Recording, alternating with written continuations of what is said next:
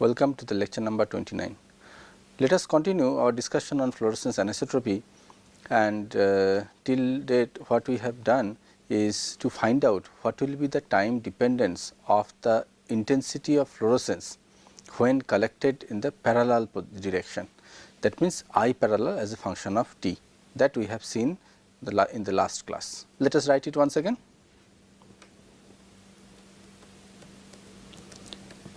So, what we have seen that I parallel t is equal to I 0 by 3 e to the power minus t by tau f into 1 plus twice r 0 e to the power minus t by tau over. Similarly, we can also calculate that the same procedure can be used to evaluate the I perpendicular t, and if you do so, I will just write two steps over here. You will get I 0 by 3 e to the power minus t by tau f, and immediately you will get 1 plus 3 I y 0 minus I x 0 minus I y 0 minus I z 0 divided by I 0 e to the power minus t by tau over. So, this is I 0 by 3 e to the power minus t by tau f. From here it will be minus, so into 1 minus r 0 e to the power minus t by tau over. Good. So, what I got two equations, one is for I parallel t and another is for I perpendicular t.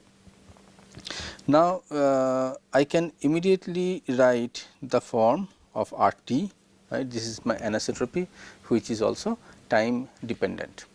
So, for this R t, what I will do? I will put this expression for this I parallel t minus I perpendicular t divided by I parallel plus twice I perpendicular. In this case, I am taking the g value equal to 1, but if there is any g value I can take, but the form, right, will be like this only, right. Okay. Now, let me write this two form. So, here will be my I 0 by 3 e to the power minus t by tau f 1 plus 2 r 0 e to the power minus t by tau over minus, this is I parallel and minus I perpendicular. So, I 0 by 3 e to the power minus t by tau f 1 minus r 0 e to the power minus t by tau over divided by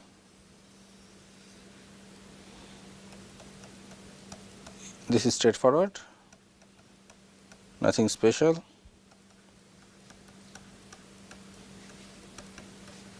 Just you have to substitute this expression for I parallel and I perpendicular, and you just need to solve it, simplify it.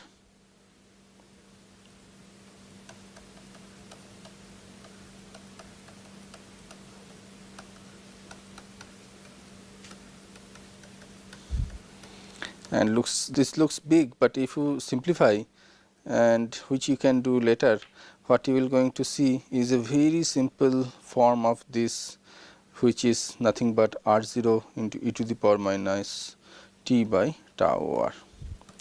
So, you see this simplification, right, I will get like this way. So, ultimately what I got, r t is r 0 e to the power minus t by tau over. That means, the value of r will start from r 0, and when the t is very large, eventually the value of r will going to be equal to 0. So, the value of R, which is anisotropy, will start from R0 and will decay to 0, and that decay will be exponential in nature.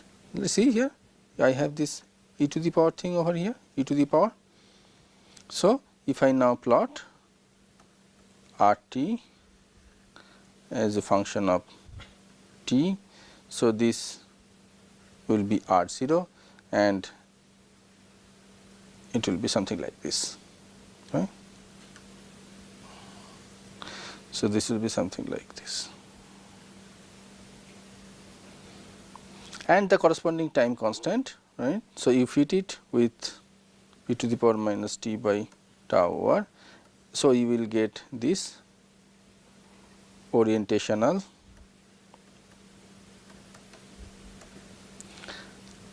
relaxation time. Okay, now, if you are interested on this anisotropy, that how easily the molecules actually reorient, then you can do this kind of prescription and you can get this tau R value. Now, as I told you that you can earlier during our discussion on TCSPC setup and the fluorescence conversion setup, I told you that these in both the setup there are two components, optical elements was there, and I told you that I will explain those optical elements later on, and now this is the time to discuss about that. Okay. Now, consider that you have a setup and either TCSPC or upconversion, and you want to measure the lifetime, right. So, what will be your way to do that? Either you will excite vertically and emission is collected vertically, or you excite vertically, emission is horizontal, or you excite vertically and the emission is unpolarized, right. You do not select, you do not put the analyzer. So, let me write this. So, for lifetime measurement,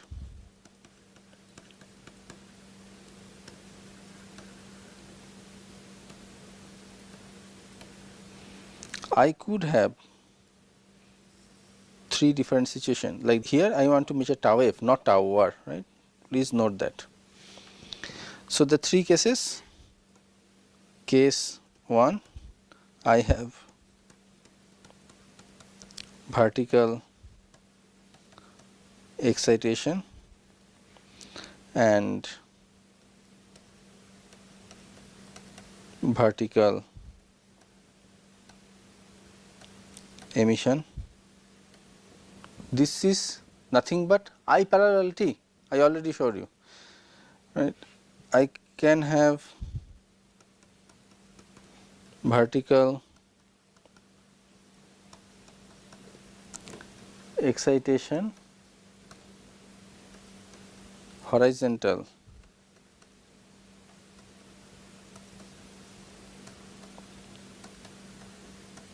emission. Case 3, I can have vertical excitation and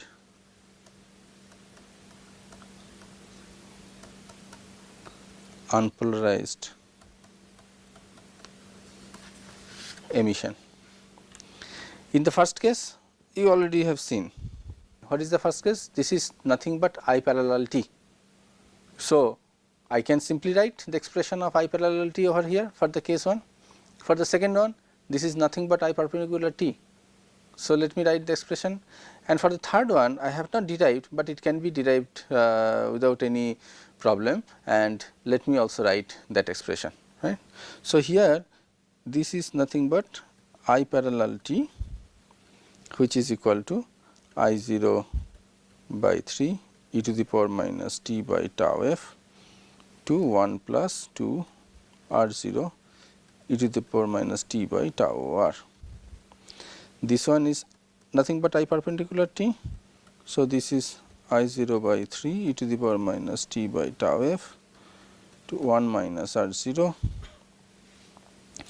e to the power minus t by tau r, and this is for the unpolarized. So, I do not write I parallel or perpendicular, I just write IT, this will going to be equal to some constant will be there, then I 0 by 3 e to the power minus t by tau f into 2 plus r 0 e to the power minus t by tau r.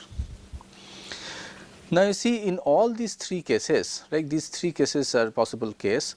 So, in all these three cases, what you can see is that you wanted to measure the tau f, but you land up with the measurement of such kind of complex.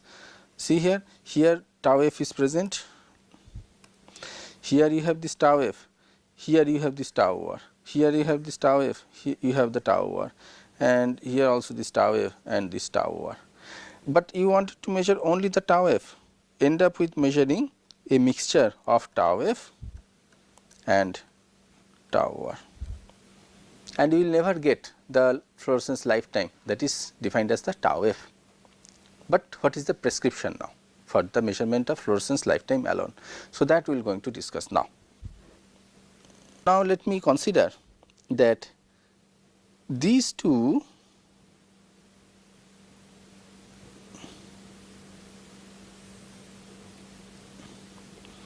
this is my I perpendicular and this is my I parallel, right.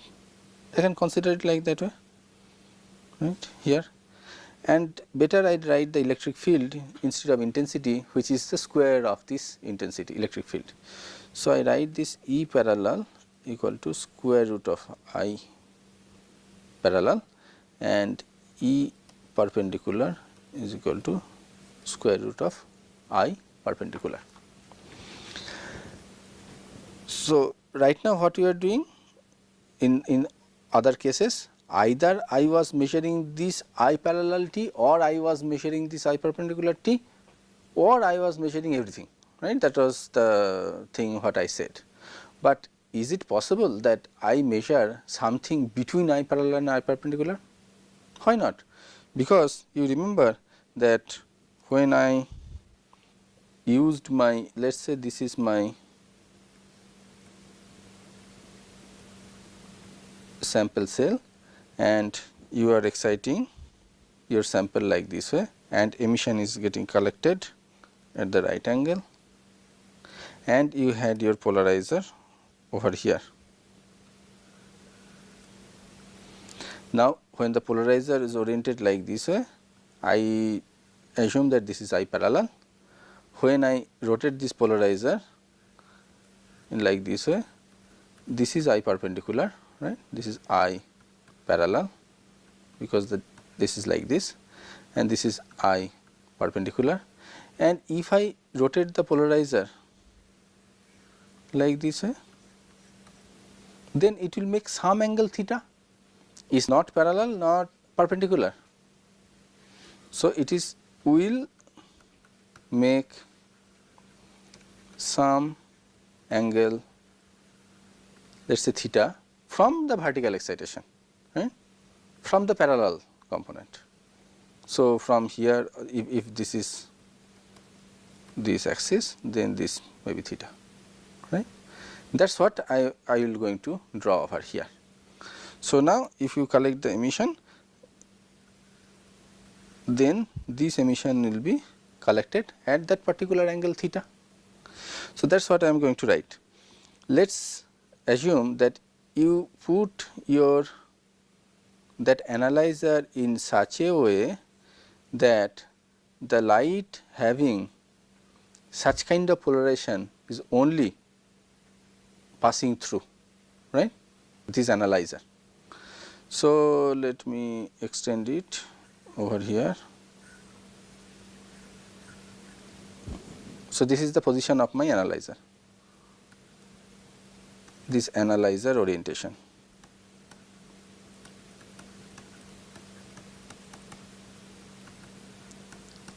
And I said that this is oriented at an angle theta from the parallel component.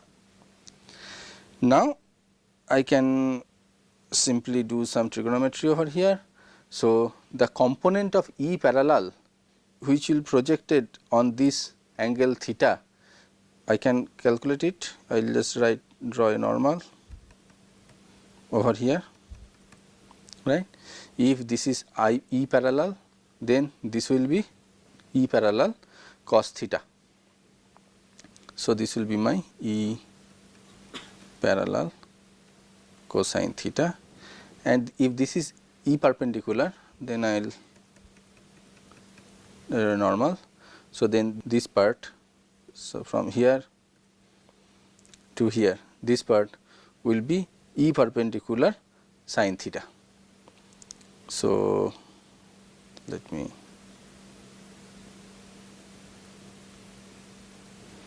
and this is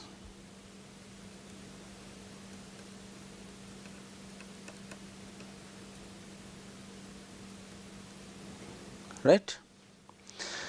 Now, my life is simple, let me write it.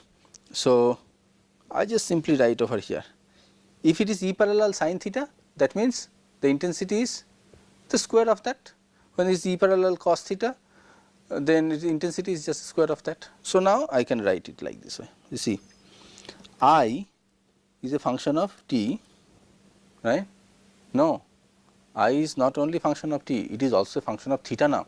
So, so here I is a function of theta and t is equal to I parallel t cosine square theta plus I perpendicular t sin square theta. So, now I will put the expression for this I parallel t and I perpendicular t into it, and then I will try to simplify this equation and let us see what happens, right. So, now I will put this expression. First one is I0 by 3 e to the power minus t by tau f to 1 plus 2 r0 e to the power minus t by tau r multiplied by cosine square theta, and I0 by 3 e to the power minus t by tau f,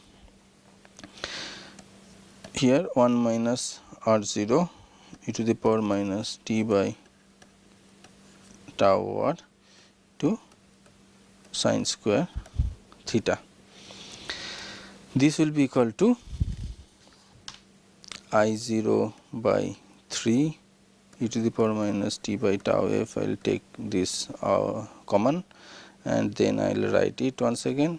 So, this will be cosine square theta plus twice r0 e to the power minus t by tau r cos square theta plus sin square theta, and then it will come as a minus r0 e to the power minus t by tau r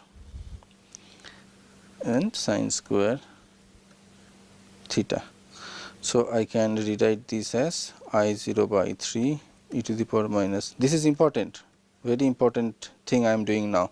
So, into here you see cos square theta plus sin square theta. So, I have 1 plus, and let me take this here r0 this part, right. So, then let me write this r0 e to the power minus t by tau r, right, and then this will be 2 cosine square theta minus sin square theta. So, 2 cosine square theta minus sin square theta. This means, okay, I am almost done. So, I0 by 3 e to the power minus t by tau f, I will keep this part as it is, r0 e to the power minus t by tau r, and this can be written as 3 cosine square theta minus 1. I am done. Now, you see, for a certain value of theta, this 3 cosine square theta minus 1, this value could be 0, right. If so, what will happen? This is 0. Okay, let me write for 3 cosine square theta equal to 1, right. I can write here cos theta is equal to root over 1 upon 3. Then when the value of 3 cos square theta is equal to 1, then this will be 1 minus 1, this will be 1 minus 1, then this quantity will going to be 0, then this whole quantity will be 0. So, what I will get? I will get this equal to I 0 by 3 e to the power minus t by tau f. See, for a particular value of theta, when cos theta equal to root over 1 by 3, that means theta equal to 54.75 degree. When theta equal to 54.75 degree, that means if the analyzer is placed at an angle 54.75 degree from the direction of excitation or from the I parallel, like this. This is I parallel, this is I perpendicular, like this. So, in that case, what you will going to get is that this term, this part vanishes, and what you will left over with this I 0 by 3 e to the power minus t by tau f. That means, you will be able to measure the lifetime, otherwise not. You can do another thing. If you just simply take I parallel plus 2 I perpendicular, let me write here I, suppose you have collected the fluorescent transient or fluorescence decay I parallel and I perpendicular, and then you do this one I parallel plus twice I perpendicular. Just put all these values, I mean that expression of I parallel and I perpendicular, and simplify it. You will also get that only tau f term is there. In this case, you have to measure 2 times in the magic angle, and if you put this angle during measurement, then you have to measure only single time. Result is same, right? And this angle is a special angle, and this angle is known as magic angle.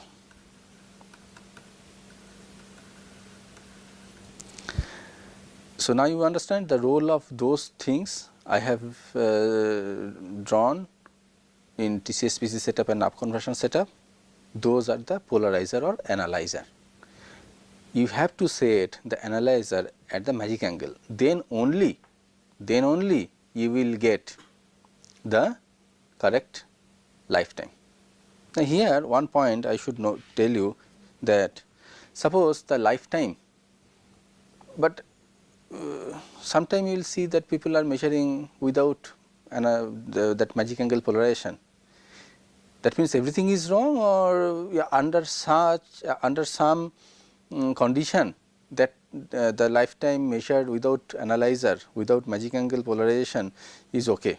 It is okay only when the lifetime is very large compared to the rotational time, right. So, in case that tau r is much smaller than tau f, much smaller than tau f, then the decay of this part will not going to affect that way the tau f. But if you are interested in the time scale which is comparable with the tau r, then your decay will be distorted, right. For example, suppose you have a fluorophore whose lifetime is 1 microsecond. So, you are going to measure this decay from 0 microsecond to let us say you are going to measure like 5 microsecond, like if it is 1 microsecond. But the rotation of this fluorophore, right, is typically is in the order of tens of picosecond, 50 picosecond, 60 picosecond, 100 picosecond. So, the isotropic situation will be achieved in the solution within let us say 200 picosecond, but 200 picosecond is nothing in front of microsecond. So, the error will be very small. So, for those kind of long lifetime sample, you really do not have to worry about this magic angle polarization for the measurement of the fluorescent transient. But if you are in the domain of few tens of picosecond, it is must, right, otherwise all your data will be wrong. Okay, let us continue, and we could see a nice equation now. What I will do now is the following. I will integrate it.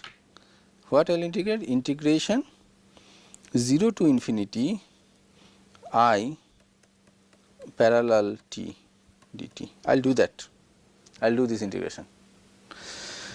Let me write integration 0 to infinity, it is the form of I parallel t, I 0 by 3 e to the power minus t by tau f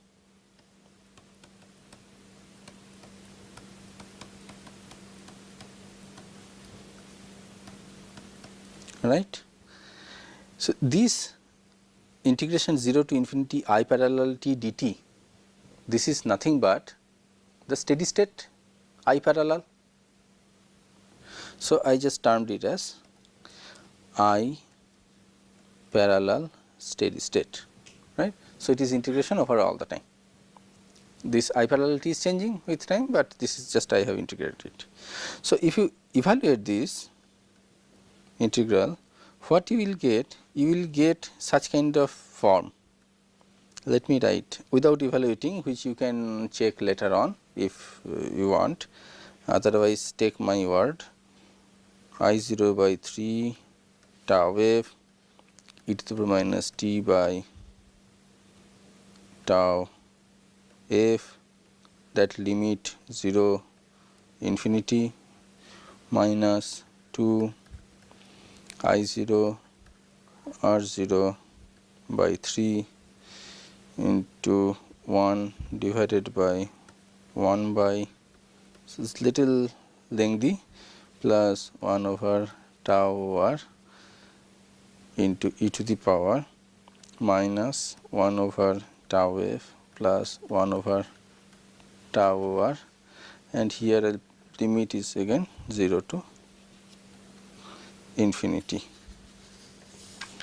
So, if you put this value, this limit, so what you will get is I 0 by 3 into tau f plus twice r 0 divided by 1 over tau f plus 1 over tau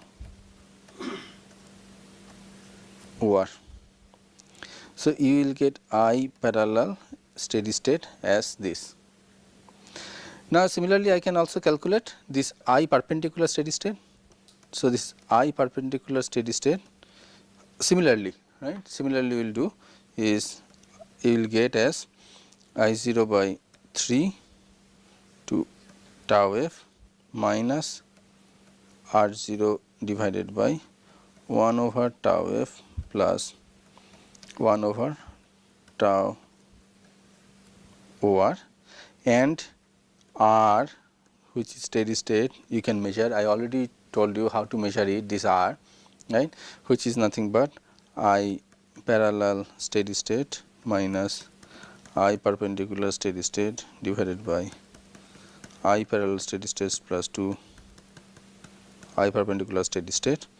And if you plug in the expression for I parallel and I perpendicular in this equation and simplify, you will be surprised to see that after simplification this result will be very simple, 1 plus tau f by tau r. Now, I can rearrange it and I can write it as r 0 by r s s is equal to 1 plus tau f by tau r. Very important equation. This equation is known as Perrin equation. And we will stop here today and we will continue our discussion on the next class. Thank you.